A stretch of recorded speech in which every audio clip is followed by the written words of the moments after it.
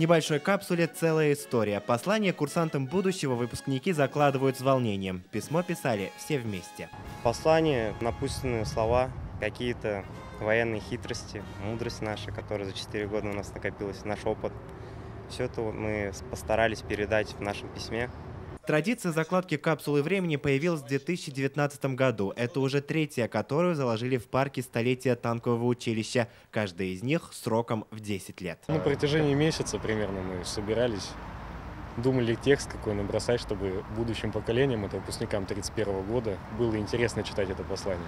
Там примерно А3 формат будет. Сегодня поддержать и поздравить будущих офицеров пришли их старшие коллеги. Вы сделали первый шаг в армейской жизни.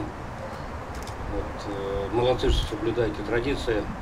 Просто желаю вам военного счастья, успехов и армейского карьерного роста. Мы должны гордиться тем, что нам доверили и оставили наше училище.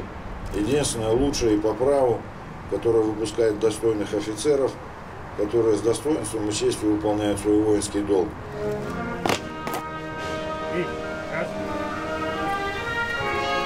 Сегодня курсанты, завтра офицеры. В этом году отсюда в войска отправятся 110 выпускников. Еще одна традиция – возложение цветов к памятнику героям училища.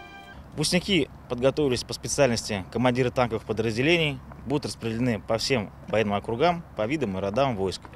Среди выпускников есть ребята, которые добились успехов на олимпиадах всеармейских, также участники всеармейских победителей военного танкового биатлона. Уже завтра курсанты соберутся здесь же на церемонии вручения дипломов. В этом году 22 лейтенанта окончили училище с отличием, а 5 из них, кроме красных дипломов, получат еще и золотые медали. Ильгиз Шакуров, Алмаз Зиеддинов, ТНВ, Казань. Закажи рекламу на ТНВ. Телефон в Казани 5 705 100.